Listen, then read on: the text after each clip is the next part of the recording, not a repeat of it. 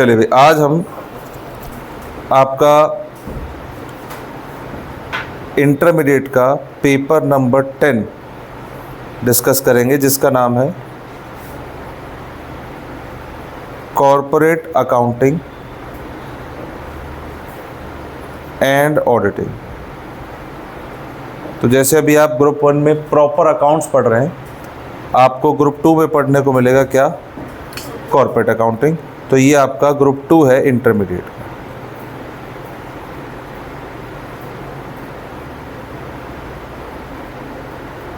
इसका मतलब अकाउंट्स पीछा छोड़ने वाली नहीं है। ठीक, इस पेपर की सबसे अच्छी बात बताते हैं। अगर आपने कॉर्पोरेट अकाउंटिंग को बहुत अच्छे से पढ़ लिया है, जैसे आपके जो सिलेबस के डिवीजन है ना, वो इस तरीके से 50 एंड 50 टोटल 100। लेकिन अगर आपने कॉर्पोरेट अकाउंटिंग को ढंग से पढ़ लिया बहुत अच्छे से, और जो ऑडिटिंग वाला पार्ट है, अगर आपने पेपर में 1 या 2 क्वेश्चन भी अटेम्प्ट किए, तो भी आप 100 में से 70 प्लस नंबर ला सकते हैं। मतलब मेरे कहने का मतलब ये मत नहीं है कि ऑडिटिंग मत पढ़ना, मैं ये कह रहा हूँ कि इतना आसान है कि अगर आप ध्यान से बस इस पर फोकस कर लें, क्योंकि मैक्सिमम चीज़ें 12th वाली। अब हम जब क्लास में पढ़ेंगे, हम तो ऐसे पढ़ेंगे भाई, हमने ना यहाँ पे हमारी क्लास में साइंस के बच्चे भी बैठे हैं या ऐसे बच्चे बैठे हैं जिन्होंने 12th में पढ़ाई नहीं की है, तो हमें पढ़ना है बिल्कुल ज़ीरो से। ठीक है, बस ऐसे समझेंगे कि हमारा अकाउंट्स की पहली क्लास है। ठीक, आपके सिलेबस में क्या क्या है, ये आपका मॉड्यूल है। इसमें 50% वेटेज आपकी किसकी है? कॉर्पोरेट अकाउंट, और 50% वेटेज किसकी है? ऑडिटिंग। लेकिन जब हम पेपर को एनालिसिस करेंगे तो टोटल पता चलेगा 60, 55, 70 ऐसे नंबर का आपका अकाउंट्स का है। बाकी इधर है क्वेश्चन और में भी आते हैं और छोड़ने भी होते हैं कि इतने में से इतने करने हैं, छोड़ने हैं। अब सिलेबस में क्या क्या है, तो सबसे पहले लिखा हुआ है पहला part, accounting for shares and debentures. बताओ मुझे, क्या हमने कभी ये पढ़ा हुआ है? हाँ, क्लास 12th में। तो सर नया क्या है फिर, मतलब इस बार नया क्या है? तो शेयर्स में आपने बस पहले शेयर पढ़ा था, उसमें buyback, right issue, bonus issue, ये भी सब ऐड हो गए। उसके बाद अगला हिस्सा क्या लिखा हुआ है? डिबेंचर। तो हमें अगला पार्ट जो पढ़ना, वो पढ़ना है डिबेंचर, वही इशू ऑफ डिबेंचर और रिडम्पशन ऑफ डिबेंचर। ये आपके 12th में नहीं था। उसके बाद अगला पार्ट आपके पास कौन सा था? Cash flow statement. ये भी सब मोस्टली बच्चे 12th में पढ़ लेते हैं। अब जो नई बातें आती हैं वो कौन कौन सी हैं? एक आपका मॉड्यूल होगा जिसमें 3 टॉपिक होंगे, बैंकिंग कंपनी, इलेक्ट्रिसिटी कंपनी और इंश्योरेंस कंपनी। ये आपको 3 चैप्टर नए पढ़ने हैं। और इस बार जो CA फाइनल का हो, या आप ऐसे कहें कि इंड AS, जो अब नए AS इंडिया में लग रहे हैं, आपके सिलेबस में 1, 2, 3, 4, 5, 6 इंड AS है, और इनका एप्लीकेशन भी है।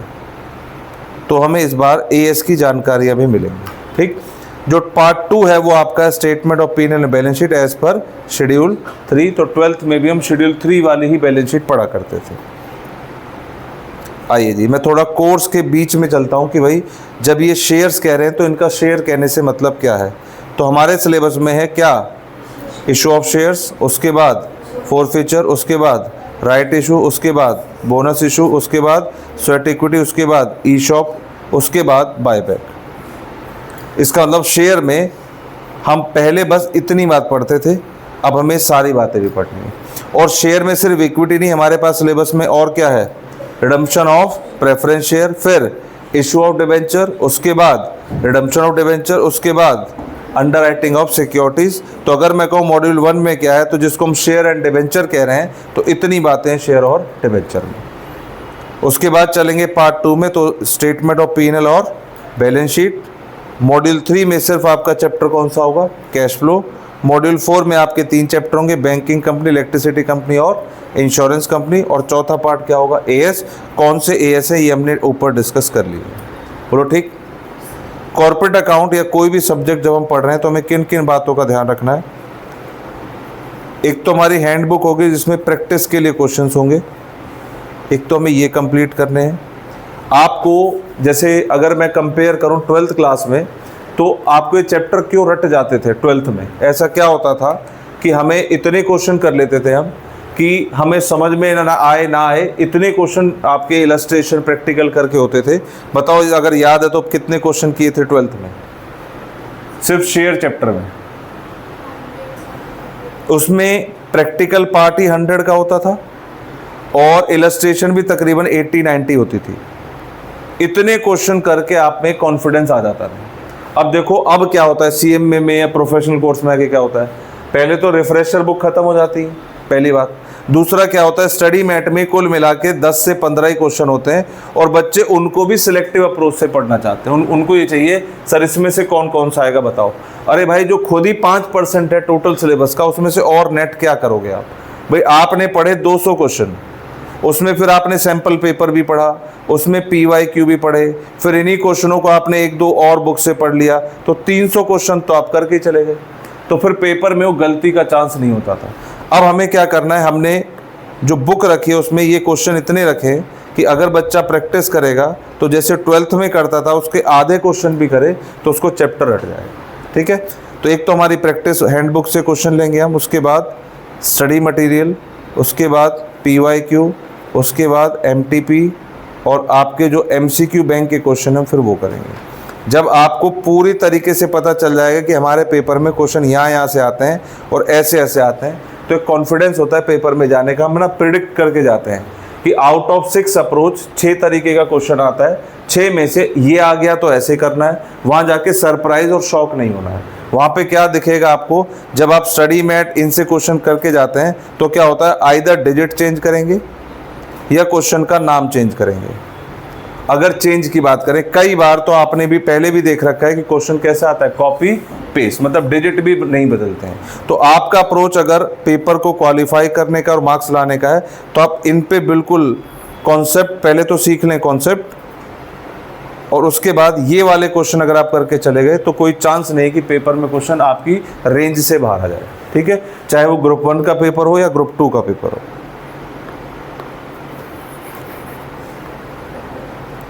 चलो जी, अगर मैं बात करूं, हमने टॉपिक शुरू करना है कौन सा, शेयर्स।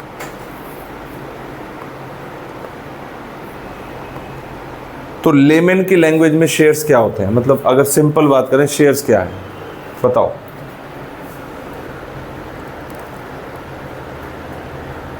भाई आपका तो बैकग्राउंड जीरो नहीं ना, मैंने उन बच्चों के लेकर आए जो साइंस से आए हैं, तुम तो साइंस से नहीं आए, तो तुमसे तो पूछ सकता हूँ ना कि भाई शेयर्स का मतलब क्या है। नहीं, जीरो से तो मैं शुरू करूंगा। हाँ जी, पहले बताओ पढ़ रखा है कि नहीं, कुछ याद है?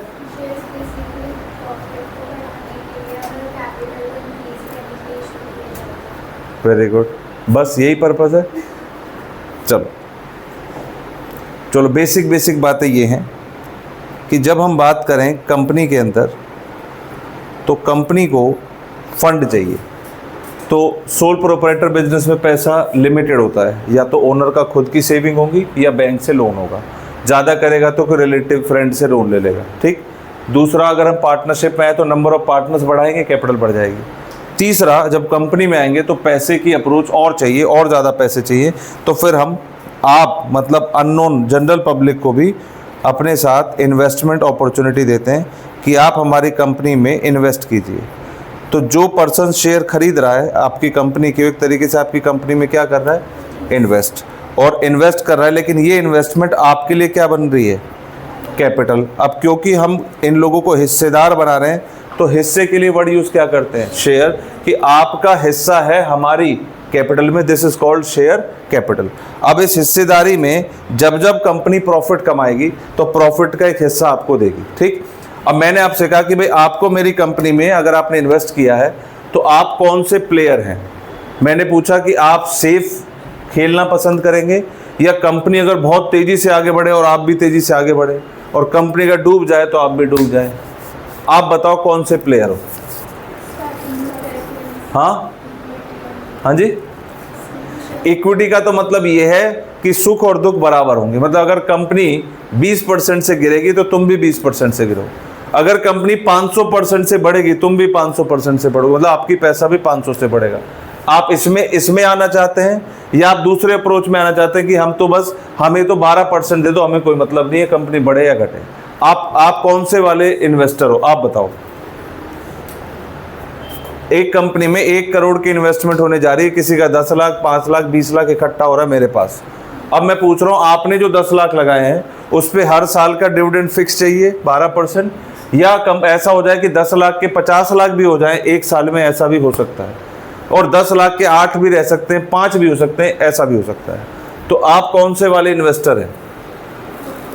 12% फिक्स, बस इतना दे दो, इससे ज़्यादा नहीं चाहिए। Very good. ये इक्विटी खरीदना, ये कह रहे हैं कि हम जैसे कंपनी ग्रो करेगी हम ग्रो करना चाहते हैं। हाँ जी, इक्विटी, हाँ फिक्स चाहिए। वेरी गुड, हाँ इक्विटी प्रेफरेंस। अच्छा, जो इक्विटी कह भी रहे हैं ना, जब रियल बात में आएगी तो वो भी प्रेफरेंस में भाग जाएंगे, क्योंकि अभी ना कुछ जा नहीं रहा है। हाँ जी, आप बोलो।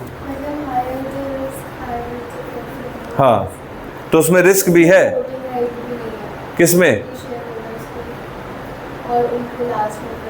चलो भाई, इन्होंने थोड़ी सी अच्छी अच्छी बातें बताई, मैं पहले लिख लूँ ये क्या कह रहे हैं। एक तो इन्होंने बताया कि सर इनको वोटिंग राइट्स मिलते हैं। वोटिंग राइट्स किसको मिलते हैं? इक्विटी वालों को। इस पे भी बात करें। और बेटा क्या कहा आपने? लास्ट में मिलती है इन्होंने कहा इक्विटी वालों को जो डिविडेंड मिलता है वो एट द एंड मिलता है। मतलब एट द एंड का मतलब है आफ्टर प्रेफरेंस शेयर्स। प्रेफरेंस का नाम ही है प्रेफरेंस, तो पहले प्रेफरेंस किसको मिलेगी? प्रेफरेंस वालों आपको मिलेगी लास्ट में। ठीक है, और बोलो। चलो पहले तो मैं इसकी बात कर लेता हूँ, वोटिंग राइट क्या है। इसको ना ज़्यादा सीरियस होने की ज़रूरत नहीं कि ये वोटिंग राइट, जैसे आपको वोटिंग राइट मिल गया देश में, हाँ हाँ लीगली तो मिल चुका होगा, तो आर यू पावरफुल नाउ? नहीं, बोलो भाई। जैसे हम कहते हैं शेयर होल्डर कंपनी के क्या होते हैं? मालिक। ऐसे हमारा जो देश है वो लोकतंत्र है, मतलब लोगों का तंत्र। यहाँ के राजा कौन है? यहाँ के राजा कौन है? पब्लिक। अब आप कितने राजा हैं रोड पे निकलते हैं, आपको पता है आप कितने बड़े राजा हो, ठीक? बिल्कुल ऐसे ही कंपनी में ये राजा हैं, मतलब कंपनी के मालिक कौन है? अब ये कितने राजा हैं, वो बिल्कुल ऐसे ही जैसे आप देश के मालिक हो, ठीक है? अगर आप देश के मालिक हो तो थोड़ा कुछ करके दिखाओ मालिक वाले काम, तो आपको पता चल जाएगा मालिक वालिक नहीं है। मालिक किस हद तक है, हम क्या कर सकते हैं? बस वोट डाल। अब वोट क्या है? जो मैनेजमेंट है, मैनेजमेंट कुछ ग्रुप ऑफ पीपल है। अब आपको लगता है ये व्यक्ति अच्छा है, ये व्यक्ति, जैसे आउट ऑफ नॉलेज और आउट ऑफ जो पब्लिक इंफॉर्मेशन मिलती है उससे पता चल जाता है ये पर्सन मैनेजमेंट के लायक है, ये पर्सन डिसीजन लेगा तो ऐसा होगा। जैसे क्रिकेट में कहते हैं कि भाई अगर ये पर्सन टीम को लीड करेगा, कैप्टन बनेगा तो ज़्यादा चांस है जीतने के। ये जनरल परसेप्शन है, हालांकि क्रिकेट आप जानते नहीं है, पर क्या सोर्स इकट्ठा हुआ है। जैसे मैं आपसे बोलूँ इंडियन क्रिकेट टीम में किसको हम कप्तान बना दे कि इंडियन टीम जीत जाएगी, बताओ? अब जो भी है, हाँ अगर पता है क्रिकेट के बारे में थोड़ा बहुत, अभी किस, हाँ चलो उनको कैप्टन बना दे तो शायद जीत जाए। तो वैसे आपको कोई क्रिकेट का वैसा कोई सेंस नहीं है टेक्निकल, पर आउट ऑफ जो नॉलेज मिले उससे आप कहना चाह रहे हैं। अब मान लीजिए आपको वोटिंग का अधिकार मिल जाए तो आप वोट उसको करोगे ना जिसको चाह रहे हो। आप बोलो। सूर्य कुमार, उसको तो भगा दिया। हाँ, अब तो टीम में ही नहीं है, अब कैप्टन छोड़ो। हाँ वेरी गुड वेरी गुड। मैं तो सोच रहा था तुमको नहीं पता, अच्छी बात है, मेरे से ज़्यादा पता। हाँ जी, very good very good very good. हाँ चलो ठीक है। अब आप हैं कंपनी के वो लोग जो इस डिसीजन में जो आपने नाम लिए उनके लिए फेवर में वोट कर सकते हैं। अब उनके जीतने पे जब वो मेंबर बन जाएंगे, मतलब कंपनी के मैनेजमेंट में किसी पोजीशन पे आएंगे, तो आपकी उम्मीद ये है कि जो हमने कंपनी में पैसा इन्वेस्ट किया है वो सही डायरेक्शन में जाएगा, ठीक है? जैसे रतन टाटा जी, ठीक है, अब तो नहीं रहे, लेकिन जब वो कंपनी की लीडरशिप में है तो कंपनी बहुत एक तरीके से बेकार हालत में थी। फिर कंपनी को धीरे धीरे डाइवर्सिफाई नेचर में लेके गए, फिर कंपनी का पूरा स्ट्रक्चर चेंज किया, लेआउट बदला, तो कहीं ना कहीं आज कंपनी देखो कितनी पुरानी और कितने टर्नओवर में आ गई है। ऐसे रिलायंस ग्रुप, ठीक है? तो इनमें क्या होता है, जो भी लोग इन्वेस्ट करते हैं वो चाहते हैं ऐसा पर्सन, की पर्सन बैठे मेन पोजीशन पे जो सब कुछ मैनेज कर ले, सब कुछ डील कर ले। समझ में आ गई बात? तो ये तो हो गया आपका वोटिंग राइट। लेकिन ऐसा नहीं है आपके वोट डालने से ही वो बन जाएगा, ऐसा भी हो सकता है वोट डाले ना बने, लेकिन आपके वोट की पावर बहुत है, ठीक? एक पर्सन को आ भी सकता है और जा भी सकता है। दूसरा आपने कहा डिविडेंड सबसे लास्ट में मिलेगा, ये अच्छी बात है कि बुरी बात है? दोनों है। भाई अब परसेप्शन का तरीका है, कभी अच्छा हो सकता है कभी बुरा। जैसे जैसे लाइक प्रॉफिट होगा तो पहले प्रेफरेंस शेयर वाले को दे देंगे, तो अच्छा वाला तो फिर इक्विटी शेयर वाले का लॉस हो जाएगा। इसके साथ ऐसा होता है, जैसे ज़्यादा भी मिल सकता है। अभी आएंगे उस पर कि वो कितने तरीके के हैं। ऐसा हो सकता है घर में कुछ गेस्ट आए और गेस्ट के आने से पहले कुछ तैयारी होती है, ये लाओ वो लाओ, है ना, समोसे लाओ और ये लाओ। अब कई बार क्या होता है, जब आप पूरी तैयारी कर रहे होते हैं, अभी गेस्ट के आने में टाइम है, तो आपको लगता है भोग हम ही लगा लें, है ना, कि थोड़ी सी शुरुआत कर लेते हैं। तो कई बार घर से इंस्ट्रक्शन मिलती है, भाई एक मिलेगा, अभी खा लो या बाद में, ठीक है, ये लो और वहाँ जाके बैठ जाओ, चुपचाप खा लो। एक तो ये तरीका है। दूसरा ये है, वो आएंगे खा के चले जाएंगे, जो बच जाएगा, मतलब वो नहीं जो उनकी प्लेट में बच जाएगा, वैसे जो जनरल बच जाएगा वो आपका है। अब अगर अच्छे गेस्ट आए तो हो सकता है वो बस फॉर्मेलिटी करें और सब कुछ छोड़ जाए, तो सब पे तुम टूट पड़ना। और अगर हमारे जैसे आ गए तो ये भी हो सकता है कि दुकान पे दोबारा जाना पड़ जाए, ये भी हो सकता है। अब ये रिस्क है, अभी आप डिसाइड करो कि भाई क्या करना चाहिए, हमें पहले ले लेना चाहिए कि बाद में। तो इक्विटी वालों को कहा गया है कि आपको सब कुछ सबसे लास्ट में मिलेगा, लेकिन जो भी बचेगा वो सब आपका ही होगा। मतलब रिटेन्ड अर्निंग भी बिलोंग्स टू इक्विटी शेयर, मतलब कॉर्पोरेट सेविंग किसकी होती है, बस एक इक्विटी वालों की। वोटिंग राइट हो गए और डिविडेंड हो गए। बोलो यहां तक की बात ठीक है? आओ तो हम शुरू करेंगे सबसे पहले टाइप्स ऑफ शेयर्स। तो सबसे पहले शेयर कौन से? Preference share. तो इनके नाम में प्रेफरेंस का मतलब है enjoy certain preferential right to receive dividend and repayment of capital in the event of liquidation of company.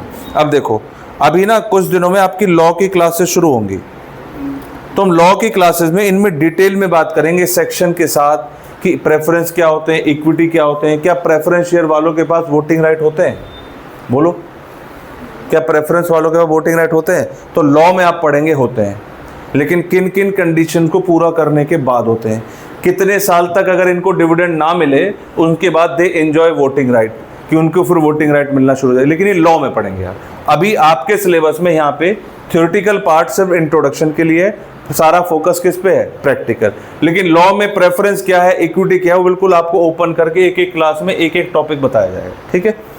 अब ये सारी क्लासेस साथ में होंगी तो आप दोनों को मर्ज कर पाएंगे। These are share that are not preference share. सबसे पहले तो इक्विटी शेयर क्या है? अब देखो, इसमें हंसना नहीं है, लॉ की भाषा है, तुम ऐसे मत समझना कि जाहिलों वाली बातें क्यों कर रहे हो। ऐसा लॉ में ही लिखा है कि इक्विटी शेयर क्या है, which are not preference share. In other words, here the share holder do not enjoy the about to preferential right. यहाँ पे दो चीजें इनको नहीं मिलेंगी। चलो जी, इक्विटी शेयर कैपिटल, एक तो ये है कि भाई इक्विटी शेयर कैपिटल किसके साथ? वोटिंग राइट, और with differential right as to dividend, voting और otherwise in according with such rule as may be prescribe. चलो अब किसकी बात करने जा रहे हैं हम? Preference share. तो प्रेफरेंस शेयर में इतने कैटेगरी हैं, इतने टाइप हैं, इनको एक एक करके लॉजिकली अगर छोटा मोटा कोई एक दो नंबर का कोई पॉइंट पूछे तो यहां से पूछा जा सकता है। सबसे पहले रिडम्पशन क्या होता है? रिडम्पशन का मतलब होता है टू पे बैक।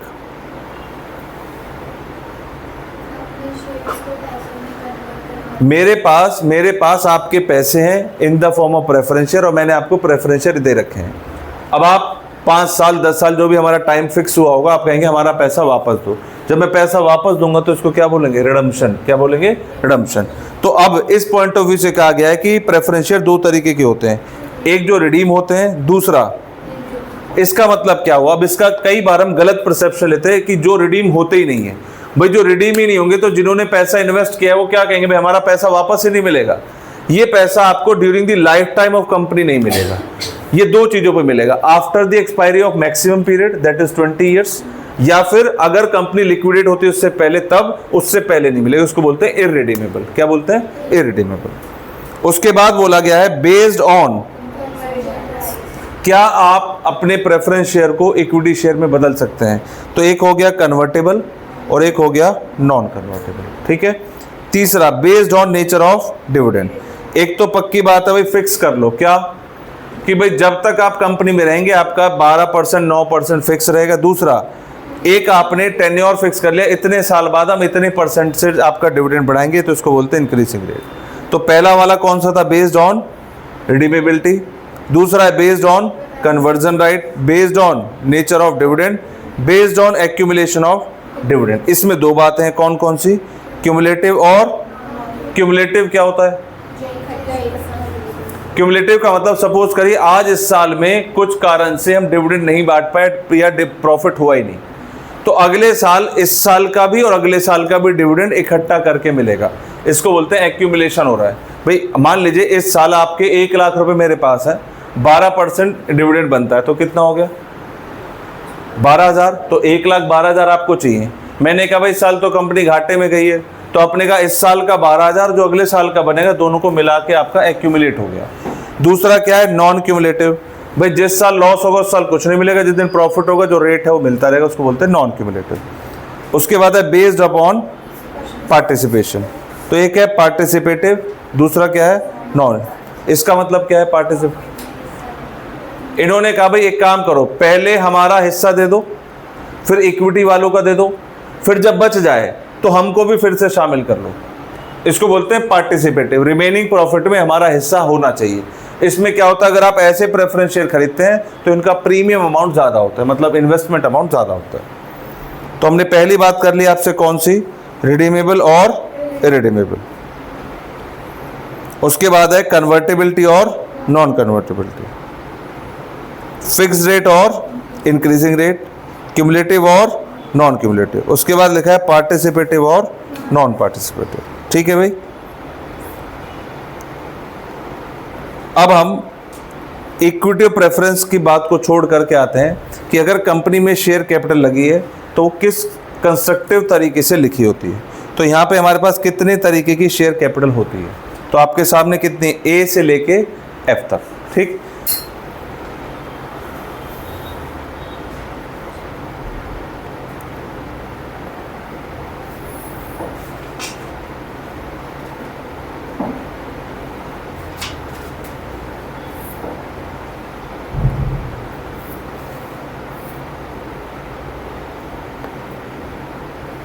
एज अ कंपनी मैं आपसे पूछना चाहता हूं, आप एक साल में कितने का फंड रेज करना चाहते हैं शेयर्स के थ्रू? मैं कंपनी हूं, आप मेरे कंपनी के सारे समझदार फाइनेंशियल अकाउंटेंट हैं, और मुझे आप बताइए कि आप भाई इतना पैसे के लिए, हमारा जो नेचर ऑफ बिजनेस है, एक साल में पब्लिक से इतना पैसा हो सकता है हमें ज़रूरत पड़ जाए, मैक्सिमम कैप और लिमिट बताओ। चलो 1 करोड़ थोड़ा सा औकात के बाहर चले गए, थोड़ा नीचे आ जाओ। 10 लाख तक ठीक है? हमें करोड़ सूट नहीं करता। हाँ तो चलो हम अभी छोटे ही, ठीक है। तो आपने कहा सबसे पहले होता है ऑथोराइज्ड शेयर कैपिटल।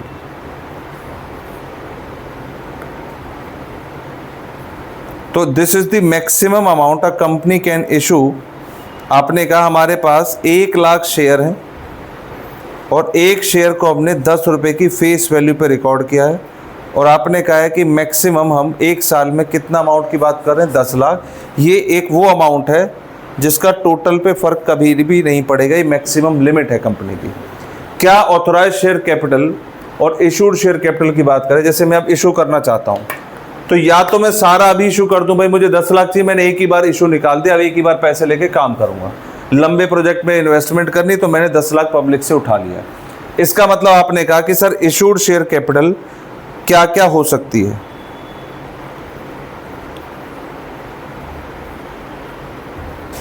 अब मैं पब्लिक से इशू निकाल रहा हूं तो क्या क्या हो सकता है? या तो 10 लाख के बराबर हो सकता है, या 10 लाख के कम हो सकता है, ज़्यादा हो सकता है। चलो, तो आपने कहा इशूड शेयर कैपिटल, या तो मैं पॉसिबिलिटी लिख रहा हूं, 1 लाख शेयर हैं और एक शेयर 10 रुपये का है, तो एक पॉसिबिलिटी बनी 10 लाख की। मैंने टिक लगाया, ये हो सकता है कि नहीं हो सकता है? हो सकता है। फिर आपने कहा सर अभी आपने 80,000 शेयर ही पब्लिक में इशू किए हैं, बाकी नहीं किए हैं, at the rate of ₹10 each, और ये हो गया हमारे पास 8 lakh. 8 lakh. Is this possible?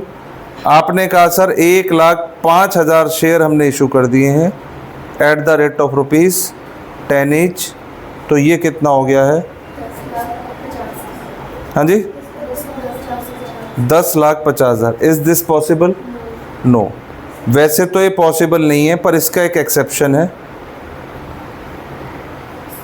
Accept in case of bonus issue.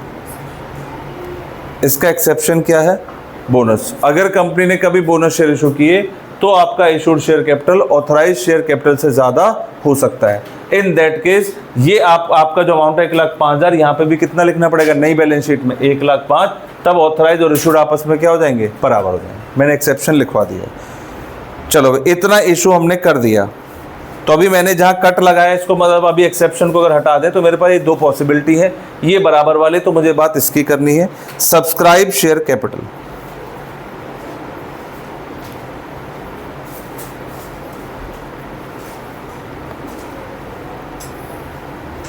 क्या ये ज़रूरी है कि जितना हम इशू कर लें सारा पब्लिक सब्सक्रिप्शन आ जाए? हो सकता है, क्यों नहीं आ सकता? ज़्यादा भी आ सकता है। भाई अभी मैंने आपसे कहा कि मैंने 80,000 शेयर इशू किए हैं, तो एप्लीकेशन जो है 80 की भी आ सकती है, 2 लाख की भी आ सकती है, 1.5 लाख की भी आ सकती है, कम भी आ सकती है। तो एक पॉसिबिलिटी क्या हो गई? 80,000 share at the rate of 10 each, तो कितना हो गया? 8 लाख। ये कौन सा सब्सक्रिप्शन हो गया? ये कौन सा सब्सक्रिप्शन हो गया? Full subscription. फिर आपने कहा 80,000 में से सिर्फ 78,000 शेयर्स की ही सब्सक्रिप्शन आई है। ये कौन सा सब्सक्रिप्शन हो गया? Under subscription. तो हमारे पास 7,80,000 की ही सब्सक्राइब शेयर कैपिटल आई है। उसके बाद आपने कहा क्या ऐसा हो सकता है कि 80,000 इशू किए और 90,000 का हमारे पास सब्सक्रिप्शन आ जाए? तो हमने कहा हो सकता है, लेकिन उस केस में या तो हमें प्रोराटा करना पड़ेगा या हमें रिफंड करना पड़ेगा। तो मैंने कहा this is the case of over subscription. अभी हम ना बिल्कुल फंडामेंटल बात कर रहे हैं, बिल्कुल बेसिक बात कर रहे हैं। तो this is called subscribe share capital. Subscribe के बाद कौन सा हो गया? Called up share capital. तो हमने अभी कहा 80,000 शेयर इशू हुए और सब्सक्रिप्शन कितने का है? 78 का। अब एक शेयर कितने रुपए का है? 10। अब यहाँ पे लिखा हुआ है एक वर्ड, क्या? Called up. अभी जो 10 रुपये लिखे हैं, ये 10 रुपये कई हिस्सों में बटे हैं, जिसको हम इंस्टॉलमेंट कहते हैं। इंस्टॉलमेंट कैसे? भाई 10 रुपये का कितना हिस्सा आप दे चुके हैं, कितना देना बाकी है, इसको हम 3 पार्ट में बोलते हैं। एक क्या बोलते हैं? एप्लीकेशन। एक क्या बोलते हैं? अलॉटमेंट। एक क्या बोलते हैं? First call. और एक क्या बोलते हैं? Final call. ये बोलते हैं, ठीक है। अगर मैं कहूँ यहाँ पे कि टोटल शेयर हमारा कितने का है? 10। कंपनी कह रही है कि अभी हम 3 रुपये इधर, 4 रुपये इधर, 2 रुपये इधर और 1 रुपये इधर मांगने का सोच रहे हैं। लेकिन on the date of balance sheet अभी कंपनी कह रही है कि 7 रुपये भी मांग लिए जाएं तो हमारा इस साल का काम पूरा हो जाएगा, ऐसा कंपनी कह रही है। तो अभी वैसे तो कंपनी 10 रुपये मांग सकती है, लेकिन जितना पैसा चाहिए उतना ही मांगे तो ठीक है, और ना एक्सेस फंड पड़ा रहेगा। कंपनी ने कहा 10 रुपये में से अभी हम कॉल कर लेते हैं। कॉल का मतलब यहाँ पे क्या है? मांग लेते हैं। क्या मांग लेते हैं? एप्लीकेशन और अलॉटमेंट, और अभी अनकॉल्ड रहने देते हैं। किसको? फर्स्ट कॉल और फाइनल। तो मैंने कॉल्ड अप कैपिटल के अंदर लिखा कि हमने अभी जितने शेयर आए हमारे पास 78,000 शेयर्स पे, हमने कहा अभी हमने किया है 7 कॉल्ड अप। मांगे ही 7 हैं, इसका मतलब बाकी भी मांग सकते हैं, मांगे 7 हैं। बताओ जी। 5 लाख, बोलो ठीक। This is called called up. Called up मतलब इतना मांगा है। अच्छा, अगली बात क्या आएगी? बोलो। Paid up share capital. अब जो मैंने मांगा है कि ज़रूरी है कि सब पैसे दे देंगे, 1, 2, 3 शेयर होल्डर ऐसे हो सकते हैं जो पैसा देने में केपेबल ना हो। तो मैंने कहा हमने मांगा तो 78,000 शेयर पे 7 रुपये था, लेकिन उसमें अभी 3,000 शेयर पे लोगों का पैसा नहीं आया है, और मैंने कहा इसमें अभी अलॉटमेंट का पैसा 4 रुपये नहीं आया। तो आपने कहा जो फुल्ली पेड अप है उसको अलग कर लेते हैं और जो पार्टली पेड अप है उसको अलग कर लेते हैं। तो आपने कहा 78 में से 75,000 at the rate of 7 paid up, इस पे तो पूरा पैसा दिया जा चुका है, और 3,000 शेयर पे at the rate of ₹3 paid up. ठीक, इसका मतलब अभी 3,000 पे कितना पेड अप नहीं हुआ है? 4। तो पेड अप पार्ट कितना हो गया, मल्टीप्लाई करके बताओ। 75,000 इंटू 3 5 लाख। तो हमारा टोटल जो पेड अप पार्ट हो कितना है? 5,34,000। 75,000 वाले ने पूरा 7 पेड अप कर दिया है, 3,000 वाले ने अभी एप्लीकेशन दी, अलॉटमेंट नहीं दी है, तो ये हो गया 9,000। बोलो ठीक है यहाँ तक। अगर मैं सीक्वेंस को देखूं तो ये सीक्वेंस में सबसे पहले क्या आ गया? Authorise share capital. दूसरा क्या आ गया? इशूड। तीसरा क्या आ गया? चौथा क्या आ गया? पांचवा क्या आ गया? पेड। समझ में आ गई बात?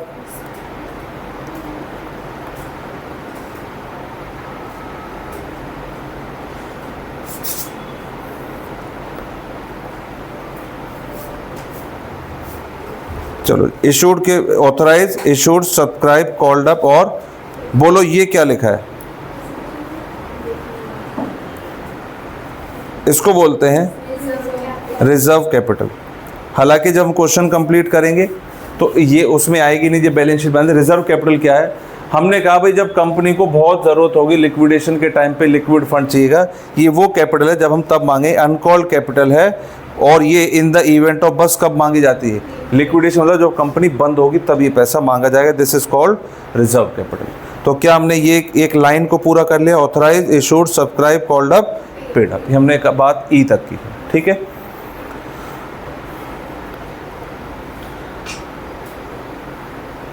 अब क्वेश्चन होता है कि सर अगर हम जो अभी डिस्कस किया है इसको जनरलाइज करना चाहें, एंट्री करना चाहें, तो ये एंट्री कैसे कैसे होगी, मतलब क्या लिखेंगे इसमें? तो जो हमने जिसकी बैलेंस शीट बनाई, अगर मैं इसी क्वेश्चन की एंट्री पास करूं तो एंट्री कैसे होंगी?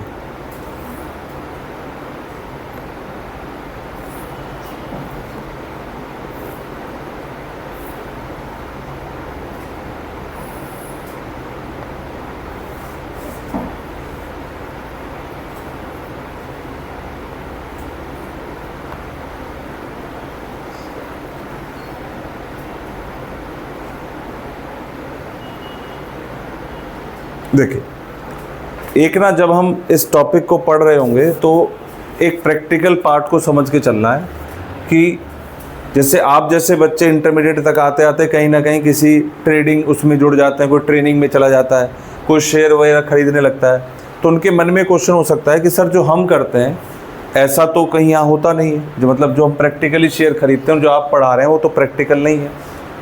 तो जो शेयर ट्रेडिंग ऑनलाइन होती है वो टोटल शेयर ट्रेडिंग का 10% भी हिस्सा नहीं है। मतलब अगर शेयर ट्रेडिंग होती है प्रैक्टिकल पेपर फॉर्म में, फिजिकल फॉर्म में, तो ये वाली, ये ट्रेडिशनल अप्रोच है। तो हम एंट्री किसकी बुक में कर रहे हैं? इन्वेस्टर की बुक में कर रहे हैं कि कंपनी की बुक में कर रहे हैं? तो ये इन द बुक्स ऑफ क्या है? Company, not investor. तो सबसे पहले तो ये जानना है, in the books of company.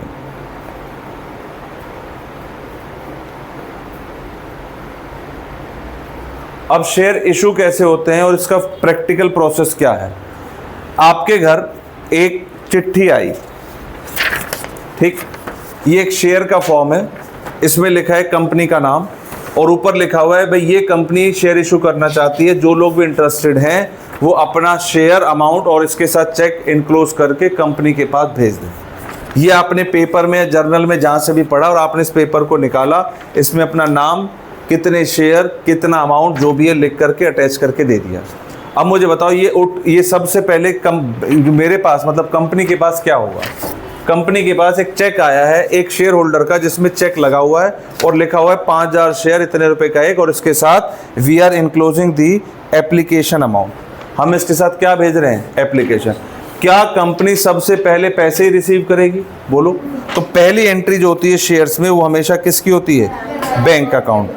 तो आपने कहा बैंक अकाउंट डेबिट, सबसे पहले पैसे आते हैं bank account debit to share application account. अब क्योंकि मैं अभी अपना वाला केस पढ़ा रहा हूं आपको, तो इशू कितना हुआ है? एप्लीकेशन कितने की आई है? सही लिखा है मैंने ये? अब सुनो भाई, अगर आप पैसे को टुकड़ों में बांट रहे हैं तो फिर आपको टुकड़े लिखने पड़ेंगे। अगर लमसम अमाउंट है तो सीधा एप्लीकेशन और टू कैपिटल। तो मैंने लिखा भी to share application account, to share application. Application हमारे पास कितने की आई थी? 80,000 शेयर की, और एक शेयर की एप्लीकेशन कितनी है? 3 रुपये।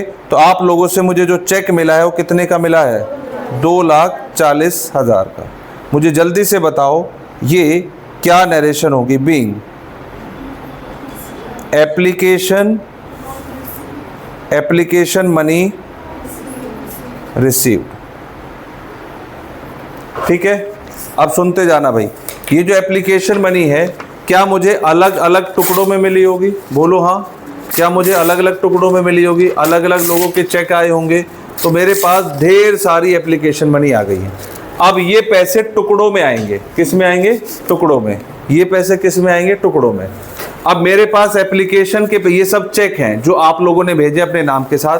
अब होगा क्या?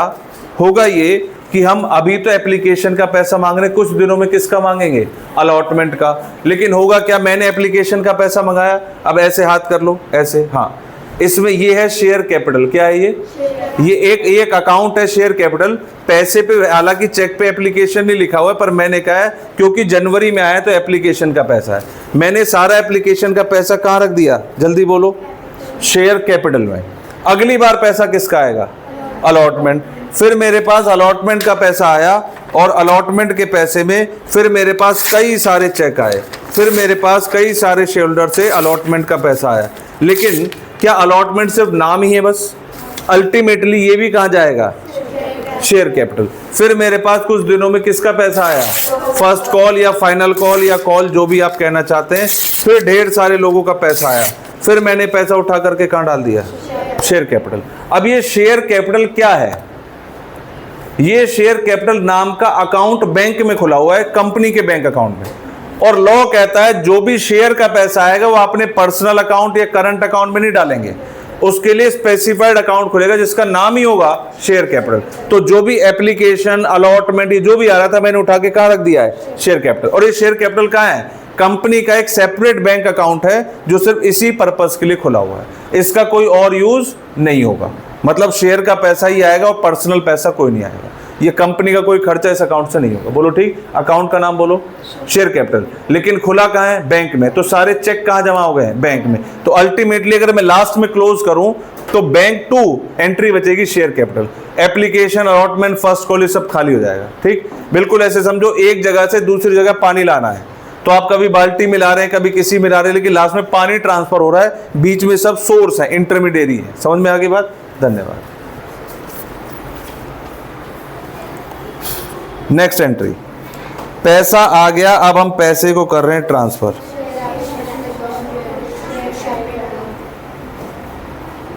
Share application account debit to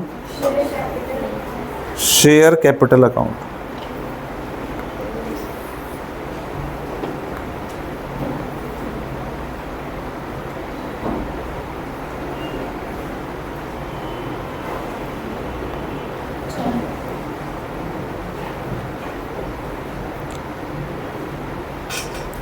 being amount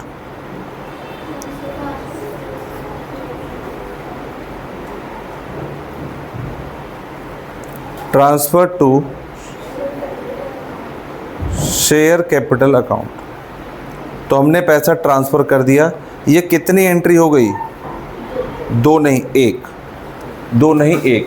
application से एप्लीकेशन कैंसिल, पैसा आया कौन से अकाउंट में? Share capital. ठीक है, तो ये बस एक तरीके का ट्रांजिशनल अकाउंट था जो पैसे को ट्रांसफ़र करने में यूज़ हुआ। ठीक, अगली बार क्या होगा? अलॉटमेंट का पैसा आ जाएगा सीधा? नहीं, क्यों? हाँ, पहले अलॉटमेंट में यूज करते आ जाओ फिर, और फोन लेके आना उधर से। फोन पहली बार में तो कंपनी ने इनविटेशन भेजा था, जिसको एप्लीकेशन, फोन ये रहा ना हमारा आईफोन। हाँ हाँ, ले आओ ले आओ। पहली बार सीधा पैसे आए थे, पहली बार सीधा पैसे आए थे। इस बार क्या हो रहा है? पहले, अब सुनो भाई, अब मुझे क्या, मेरे पास अब ये मुझे पता चल गया कि मेरे शेयर होल्डर कौन कौन है। भाई मुझे पता चल गया है, मेरे पास ये लिस्ट है, इसमें नाम लिखे हैं सबके, राम श्याम मोहन सबके नाम लिखे हैं। अब मैं उन्हीं को फोन करूंगा जिनसे पैसा चाहिए। अब फोन से मतलब पता है क्या है? ड्यू करना। क्या? ड्यू करना। अब क्या, पहले तो क्या था, रैंडमली चेक आए जा रहे थे, उसमें से कुछ रिफंड हो गए, कुछ हो गए। अब प्योरली लिस्ट बची जो मेरे शेयर होल्डर बन गए, जिनको मैंने मालिक बना दिया है, वो ये लिस्ट है। इसमें सबसे पहला नाम, आपका नाम अंजलि, अंजलि नाम है, तो मैं अंजलि को फोन कर रहा हूँ, अंजलि को कंफर्म कर रहा हूँ, अंजलि जी हमारे शेयर होल्डर है। हाँ जी, फोन उठाओ भाई। हाँ बोलो ना भाई, क्या बोलना है? फोन उठा के क्या बोलते हैं? हेलो बोलते हैं, और क्या बोलते हैं? हेलो। तो मैंने पूछा क्या आप कंपनी के शेयर होल्डर हैं? हाँ, तो आप कंपनी के मालिक बन गए, बधाई हो। अब अगली बात सुनो, अगले 4 रुपए डी हो गए हैं। पहले तो बधाई दे दी भाई, बधाई तो बनती है कि आप कंपनी के शेयर होल्डर बन गए। अब मैं बोल रहा हूँ आगे का ध्यान रखना, 4 रुपए ड्यू हो गए हैं, जल्दी से चेक भेज दो। एप्लीकेशन का पैसा 2 महीने पहले आया था, अब अलॉटमेंट ड्यू होने का टाइम आ गया है। तो आपको पता होगा अलॉटमेंट कितने की है? 4 रुपए एक शेयर की है। आपके शेयर मान लीजिए 10,000 है, 15,000 है, 20,000 है, तो मैं धीरे धीरे सबको फोन करूंगा। मान लो सबके साथ ही बात कर रहा हूँ, आप भी लाइन पे रहें, ठीक है? आप भी फोन उठा लेना। तो मैंने कहा आपके 5, 10, 15, 20 सबके मिला के कितने हो गए? 80। तो मैंने कहा 80 × 4, अपना अपना पैसा तैयार रखें, कंपनी कॉल करेगी, पैसे दे देना। कॉल से मतलब है, ये तो हो गई कॉल कट, लेकिन कॉल का मतलब यहाँ पे क्या है? कॉल ड्यू करना। कॉल ड्यू करना। किसका पैसा ड्यू हो रहा है? किसका पैसा ड्यू हो रहा है? अलॉटमेंट। तो हमने अकाउंट ओपन किया, शेयर अलॉटमेंट अकाउंट, और जैसे ही ये पैसा आ जाएगा तो कौन से अकाउंट में चला जाएगा? कैपिटल, बैंक में नहीं, कैपिटल। हाँ आएगा, अभी तो मैंने अकाउंट लिखा ना, कैपिटल में जाएगा। Share allotment account debit to share. ये कौन सी एंट्री है? Being allotment due. ये किसकी एंट्री है? ये फोन करने की एंट्री है। ये फोन मैंने कौन सा बना दिया? महंगा वाला बना, चलो जो भी बना दिया वो कौन सा होता है ऐसे करके? फोल्ड वाला है, फोल्ड, ठीक है? आईफोन 18, इस बार आईफोन 18 फोल्ड करके आएगा, ठीक है? तो मैंने, हाँ अरे हंस रहे, मैंने भाई बात की थी। हाँ, अलॉटमेंट मैंने ड्यू कर दी। अब मेरे अलॉटमेंट ड्यू करने पे आप बताओ क्या क्या करोगे? मैंने फोन कर दिया ना आपको, अब तुम क्या कार्रवाई करोगे बताओ? पैसे भेजेंगे। कैसे? फेंक के मारोगे उधर से ही, या चेक भेजोगे? चेक आएगा मेरे पास, बैंक अकाउंट डेबिट, और सभी के साथ एक चिट्ठी है, और चिट्ठी पे क्या लिखा है? ये अलॉटमेंट का पैसा है। हमने 80,000 शेयर पे कितने रुपए मांगने हैं? तो अलॉटमेंट के 4 रुपए हैं, 3,20,000 रुपये मांगने हैं। 3,20,000।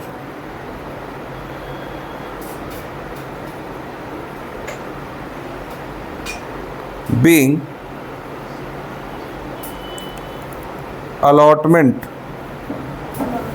money received।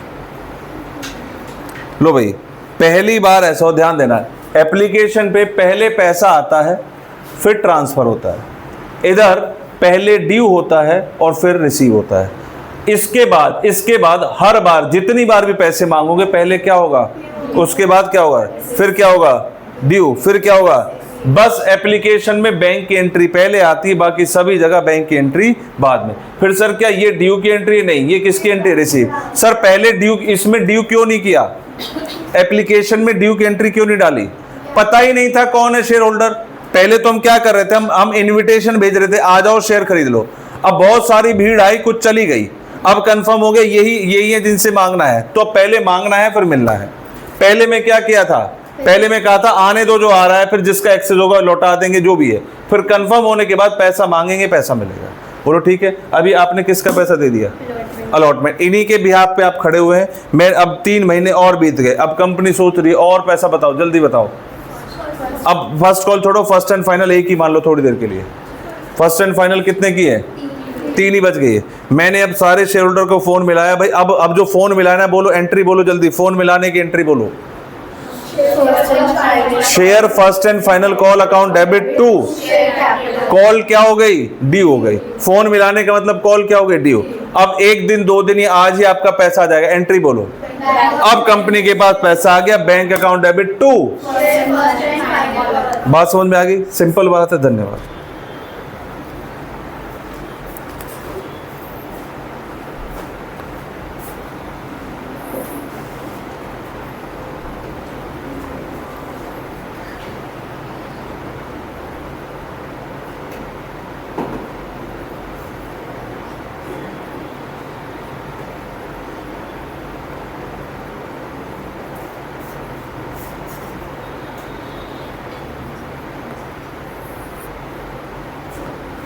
First and final call account debit.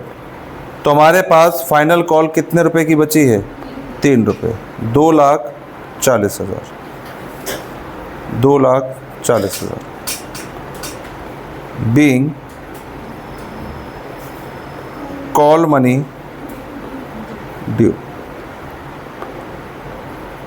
Bank account debit to share first and final call account, और मुझे मिल गया 2,40,000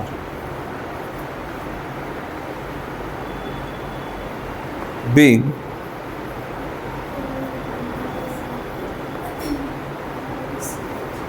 कॉल मनी रिसीव्ड।